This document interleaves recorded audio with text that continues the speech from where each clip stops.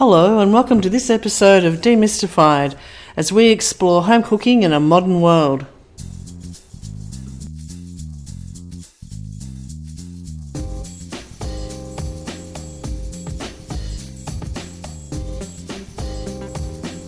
Hello, I'm Linda and hello Paul. Hello Linda. Paul, what, no introduction today? No, we're jumping straight in. The introduction I can do later. But we've got a few things to talk about today, and I think, given the uncertainty in our current predicament worldwide, as we're all looking for what's going on and for how to run our families and how to manage our lives through all this COVID-19 crisis, I think we touched on this briefly in another podcast, but I'd like to revisit it. Secondary cuts. Secondary cuts. Yeah. Yes, because as we said last time, it's a great way of buying what people aren't buying and being able to slow cook. And if we're going to be holed up for a little while, we're going to have time. Exactly. And nothing, I think, well, I know for me, it relaxes me, but it also helps the family, I think, in the house have that smell of cooking going on. It's a relaxing, calming, I think. Look how many things secondary cuts can do already. I can do exactly. and that with maybe some music in the background, I'd be a happier little chappie, I think. A bottle of wine too. Well, that's just icing on the cake, but yeah. All right, so this secondary cuts, and we use the term as a bit of a broad term for a lot of things. So in the case of, let's say, poultry, we're talking about drumsticks and thighs. In, lamb, we might be talking about shanks, shoulders, necks. Pork, similar. Beef, ossobuco, oxtail, cheeks, tongue, jowls, like the list goes on and on and on. Yes, yeah, just now, hang on a minute there. Some of that I just would not, I wouldn't necessarily, well, no. Some of that stuff, Paul, might be great, but... like what? Well, the cheeks and the jowls and... Cheeks? Well, one of the dishes. I know we have one recipe on cooking with steam. Yeah, but it's not necessarily something that people are familiar. No. Okay, maybe tongue and jowl we can put aside, but certainly cheeks. Memories of pressed tongue as a child, I still have nightmares about. Yeah. Okay. So it's not my personal flavour. All right. So let's maybe park. Let's just not go there. Yeah, but that's more offal. Oh, like jowl to me is not offal. Okay. Maybe tongue you could put in the offal sort of bench if you like, but certainly cheeks and jowls, especially a pork jowl, are secondary cuts. Okay. So let's maybe address how you cook them differently. Yeah. So regardless, a secondary cut is one of the reasons that I think we're talking about this today is twofold. Is one, they're the things that people will buy last because they do take longer to cook. There's more work involved, if you like, but the work involved with cooking them is nothing more than time, really. Now for mine, they are far more economical. They're cheaper. They're always cheaper. So if you look at piece of ossobuco versus a piece of eye fillet the same size, it will be half, if not more, 75% cheaper than that piece of eye fillet. More accessible. They're more accessible, and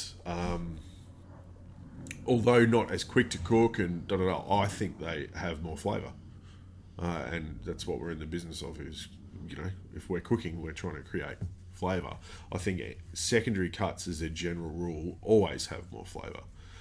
They're working muscles. Okay, so whereas primary cuts, if we take eye fillet as an example, it's not a working muscle.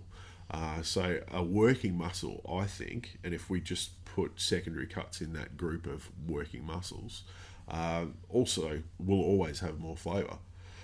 So all of those sorts of things so let's put tongue aside, but all of those sorts of things are what I think right now, given what's going on, we should be looking at cooking, because while there is a vast majority of the world's population cooking from home, this isn't necessarily standing in front of the stove for 2 hours.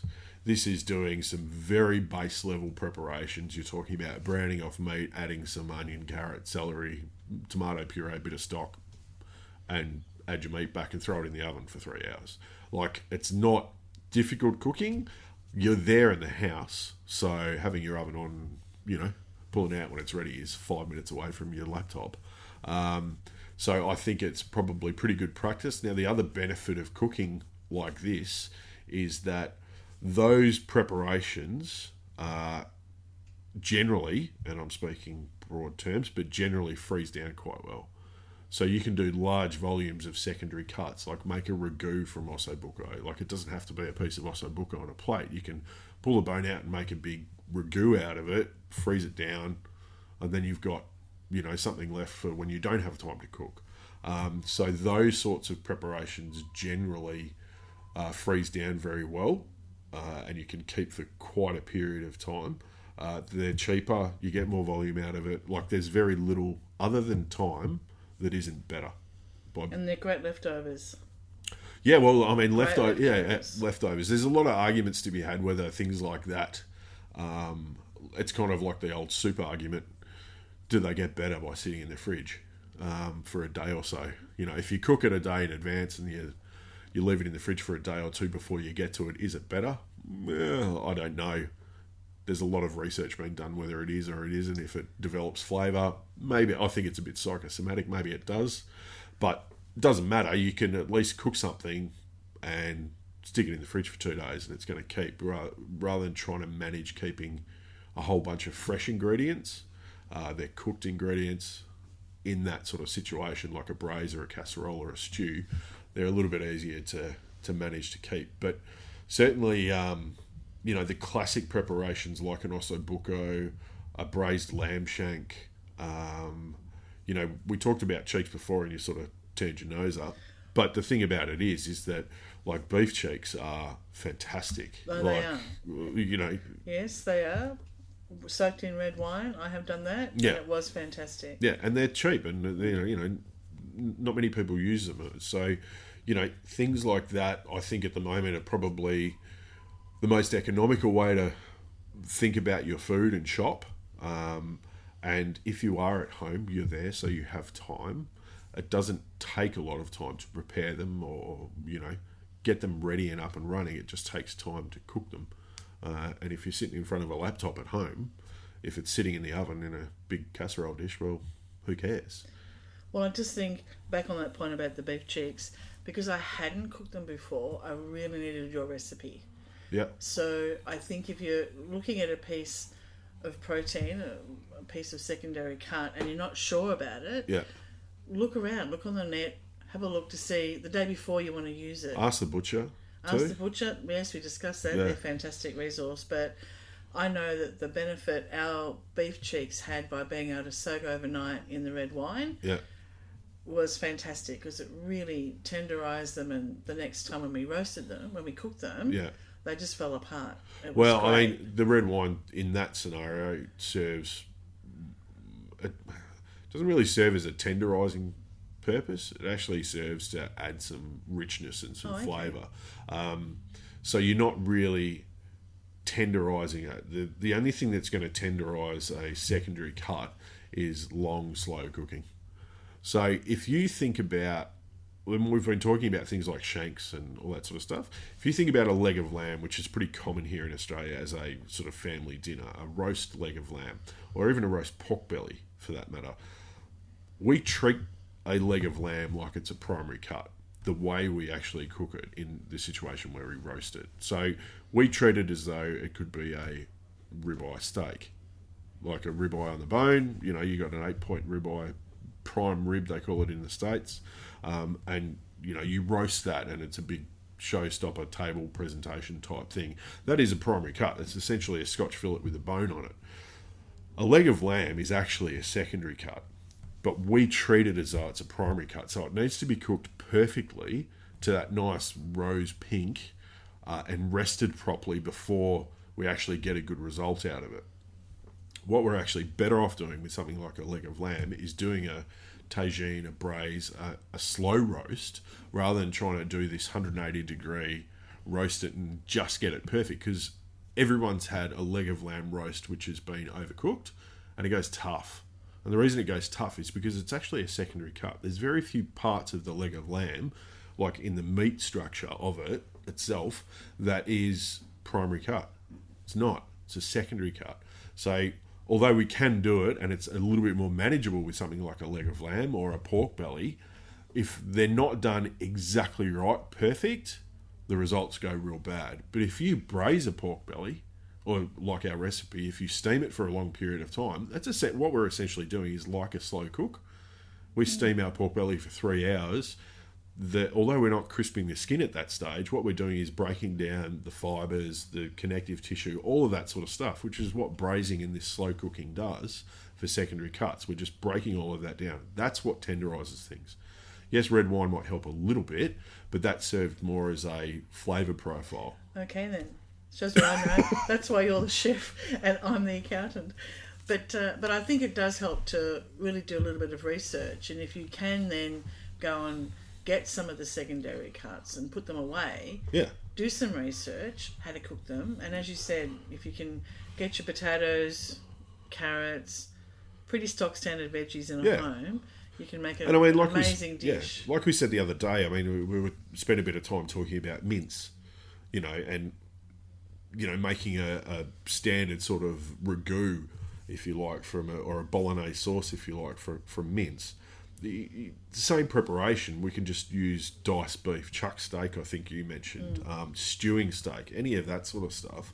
If we dice it up, we get a totally different end result, because generally mince has got a higher fat content, so it's much harder and mince is very hard to brown really evenly. Have you noticed that? When you're trying to cook mince, it's very hard to brown, unless you do it in small batches. Now, when you brown things, you give them colour, and colour equals flavour. So you imagine the same theory on doing like small dice, but diced stewing steak or chuck steak or whatever you want to call it. You can get some really good brown colour on it, which is going to give you better flavour down the track. Although it's going to take longer, but mince itself, they're not mincing eye fillet or Scotch fillet or porterhouse or any primary cut. What do you think they're mincing? Yeah. They're mincing secondary cuts, and they're mincing it down to try and make it easy. But if you pan fry mince just by itself and don't add a liquid or don't cook it slow for, let's say, a half an hour. Now, they're very small morsels, so half an hour is sometimes all it needs. But if you just take a bit of mince, pan fry it till it's fully cooked, and then eat it, it will be tough. And the reason it's tough is it's a secondary cut. I don't think people realise that. Well, you haven't had a chance to actually break it. Although it's minced, the connective tissue has been minced itself. But realistically, like, mince is a secondary cut. Like in the case of chicken mince, if you buy chicken breast mince, totally different scenario to buying chicken leg and thigh mince. Two different things. Because one is primary cut. You may, like, chicken breast mince is as close to as you would get mincing a piece of eye fillet. Very lean, no fat, no connective tissue. Can be made into a dumpling to poach really quickly, quite easily.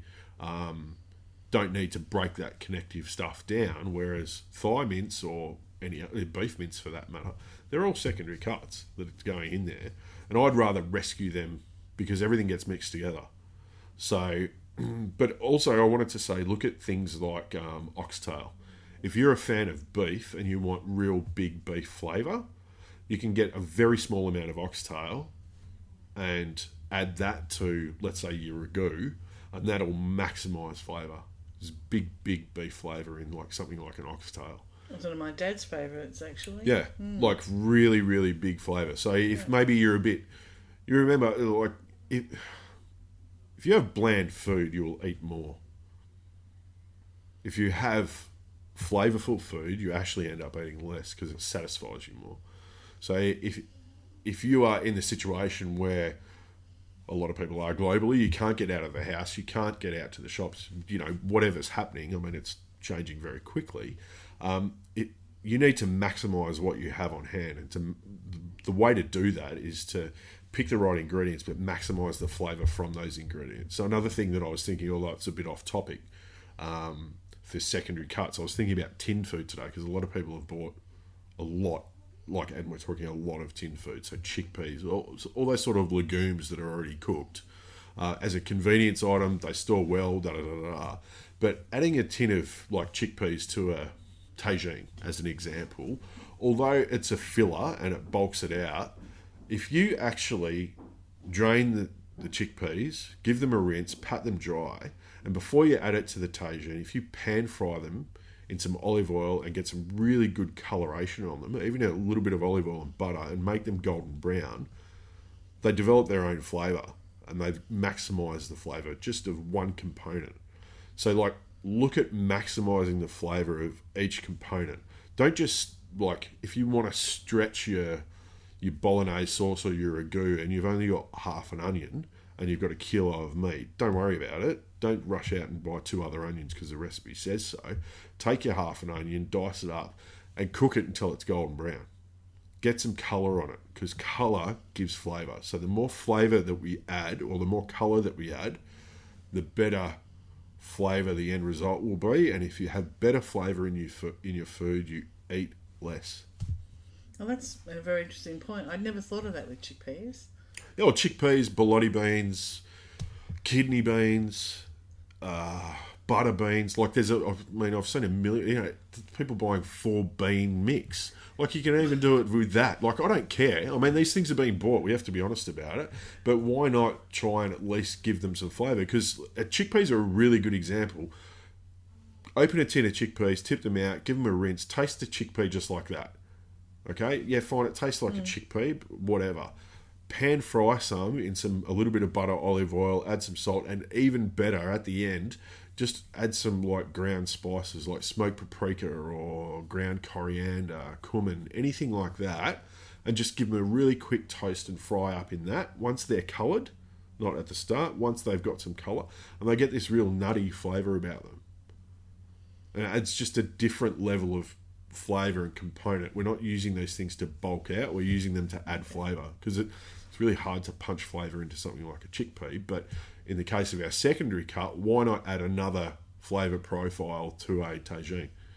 Where's the harm in that? There's no harm at all. It's only benefit. Yeah, it sounds fantastic. Yeah. Wow, I'd never actually thought of that. Thanks. Yeah. Well, that's full of useless information. That's why it's not me controlling this podcast, guys. Well, it is. No, it's not. No. But that's interesting. Yeah. Because I think we've all got jars of beans in our cupboard as a standard that we'd have. And if we're now looking more towards what's in our pantry and trying to use food wisely. Yeah. And I suppose that's the other thing with getting back to being on topic with secondary cuts is using it wisely. Like, there's a lot of people that have been focused for a long time on the head to tail sort of cooking theory. And we're certainly not being forced into doing it, but I certainly think with people struggling with work, income, all of that sort of stuff, we have to look at realistically, we can't sit down 2 times a week to a rack of lamb and an eye fillet steak. I don't think it's not sustainable from environmental perspective, number one, but number two, from a financial perspective, it's certainly not sustainable if people are losing their jobs and livelihood. I'm not saying don't buy a lamb rack. Buy one if you want one. They're delicious, absolutely. But have a look at the other cuts that are available to you. Get some chicken thighs. Make a big batch of chicken and leg pie mix. Stick it in the freezer, and when you want to, just all you got to do is pull out some puff pastry, pull out the mix, and job done. Or make it as a jaffle. Well, whatever. Whatever. I mean, I just think it gives way more options. I mean, I will still maintain that I think fish gives far more option as far as variety, and I'm not talking seafood. I'm talking specifically fish. I think you get far much more variety in fish as a protein, but that's my personal opinion.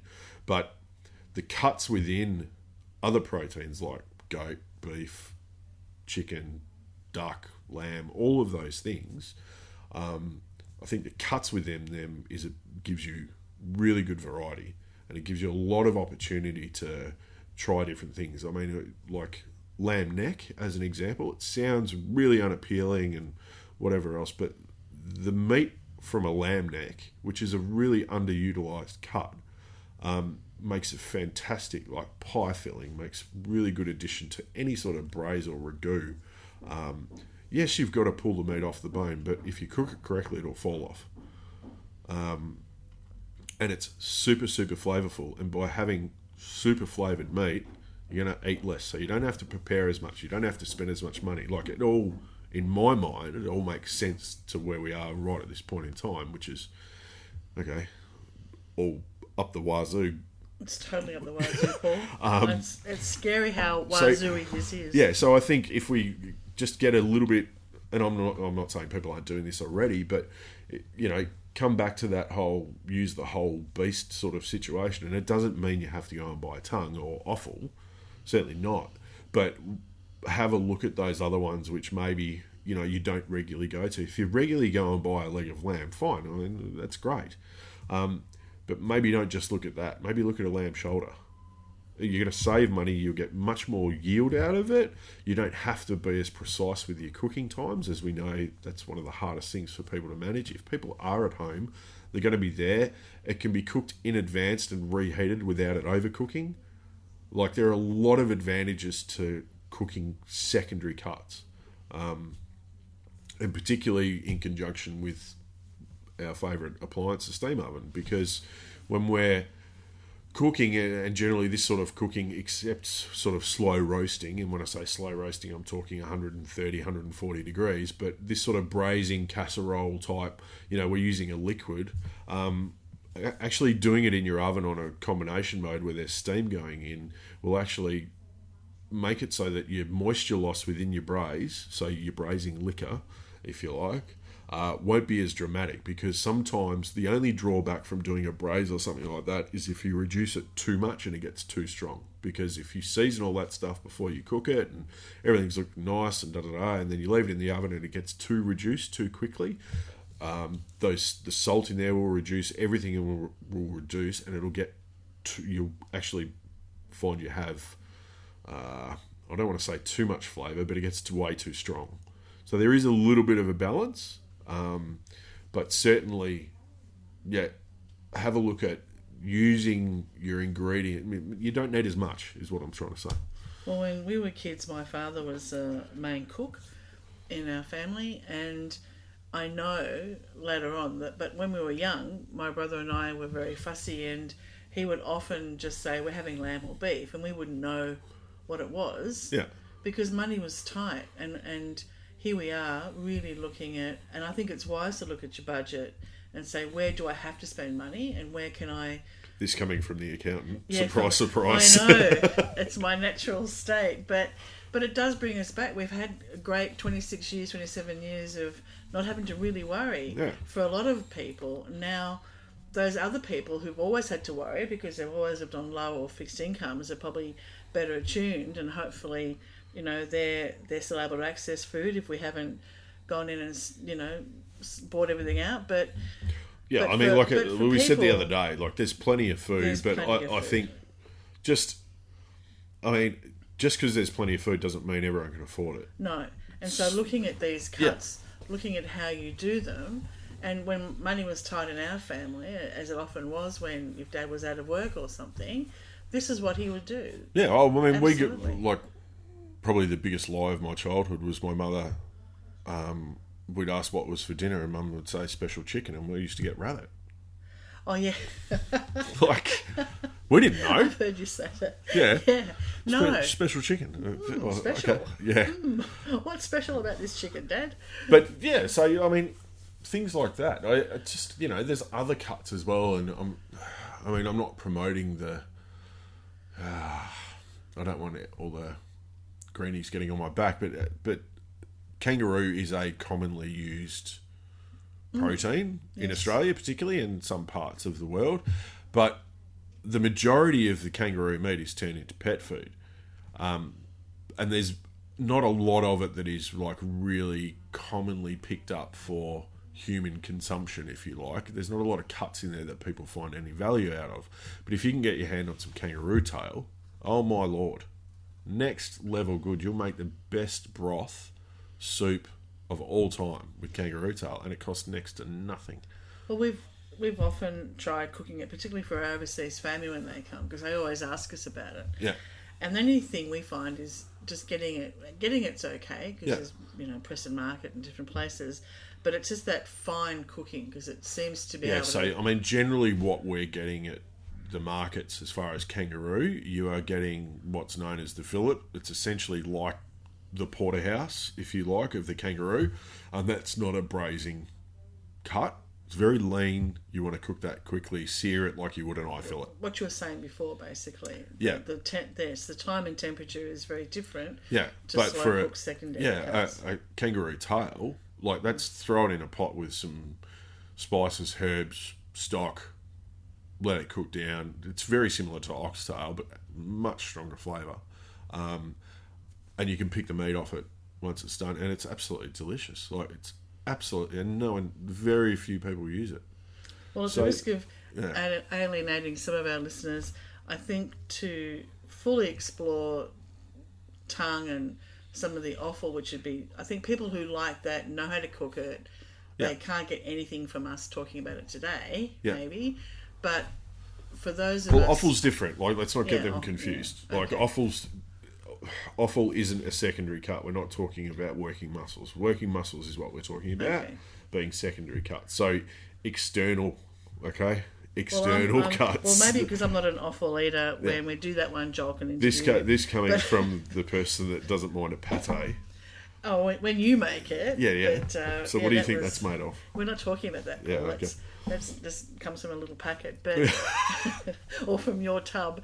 But I think that's really helpful about slow cooking, particularly when you can go to the butcher or to any meat supplier and find great value secondary cuts at a great price. Yeah. They're available. Ribs, shanks, all of those things. Like, Also, I mean, bucco, Americans are like fantastic. famous for doing barbecue pork ribs. Like, that's a huge thing over there. And they are long, slow cooked things. And they are absolutely delicious. Like, Oh, yeah. those doubt. American style baby back ribs and all of that sort of stuff. Like brisket. Brisket's really, really popular now for that long, slow cooking. And it's really cheap. Like, Is it the brisket that you see in a lot of Asian restaurants in their soup?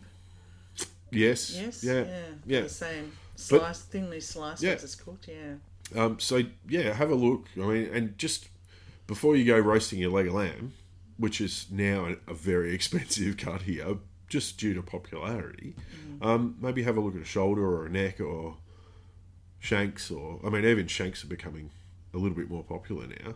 And if maybe they're not the go, then have a look at ossobuco or something like that. And yes, you're going to spend more time, but it's sort of inactive cooking time. You're not actually doing anything. You're pressing a few buttons on your screen of your oven or setting a knob and setting a time and walking away.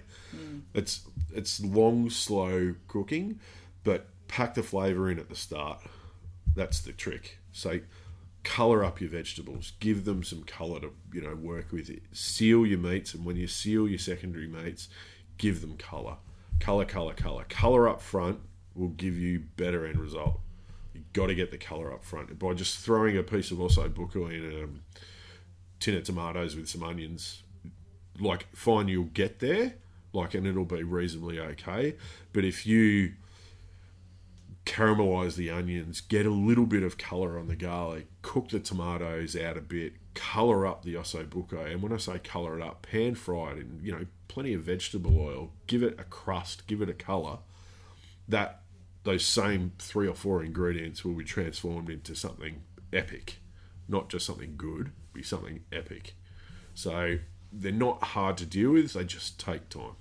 And maybe these days with so many people working from home or being forced to work from home, one of the things that I heard on the weekend was that it's hard when you're suddenly working from home, there's no off time. So maybe this is a great thing to force your lunch break, get up, start preparing the evening meal, and force yourself to have that small little break between what you have to do during your day. Yeah. Because it's very hard when you're working from home and you haven't been used to it. Yeah. And everyone's learning about this. But I think that sort of discipline of working from home needs you to also have some little breaks. Yeah, absolutely. And this would be a great way of having a break, is preparing the evening meal and having it ready. Yeah, and fantastic. Yeah, and the thing is that it's like, I think and I've said it probably earlier, but I think the benefit of using cuts like this is they do the work for you. They really do the work for you. It's just time. Like, it is just a factor of time. So, like I said, get some colour on them, let them do their job, cook on the bone, like, super important. Don't go grab a piece of osso buco and then chop the meat off the bone because you want to have a finely diced ragu. Cook it on the bone, remove the bone, and then shred it. You know, like, the bone is going to add flavour. There's marrow in the bone, which is also going to give you a little bit of fat and flavour. Look at doing your pork belly rather than roasting it, braise it, you know, and use that throw it into a pasta, throw it into some fried rice, who cares? But yeah, look at those secondary cuts. And I know you sort of, the other one I wanted to mention was pork jowl. I know you turned your head up at that. No, but that's not something I'm comfortable cooking per se. Yeah, but I mean, I know no different as far as preparation, but probably one of the most flavourful cuts of pork you can get. And don't disregard other things, because if we think about secondary cuts and shanks and legs and that sort of stuff, what do you think a ham hock is? Yeah, again, one of my dad's favourites and Doug's uncle's favourites. I know, and it's old school, right? But it's pork knuckles. Pork knuckles, all that sort of stuff, secondary cuts. And the reason that people used to eat them a lot, not only was economically it was viable, they had flavour. Yeah, tons of flavour. Pack flavour. Yeah. So, anyway. And, well, thank you for that, Paul. And for everybody listening, we are maintaining a social distance. The sound might not be as great because we are well more than a metre apart in it's not far enough. Settle pedal. Okay, thanks for that, Paul. No worries, Linda. See ya. Bye. Thanks for listening to this podcast as we explore home cooking in a modern world. We'd love you to subscribe, and for more information, please go to our website, cookingwithsteam.com.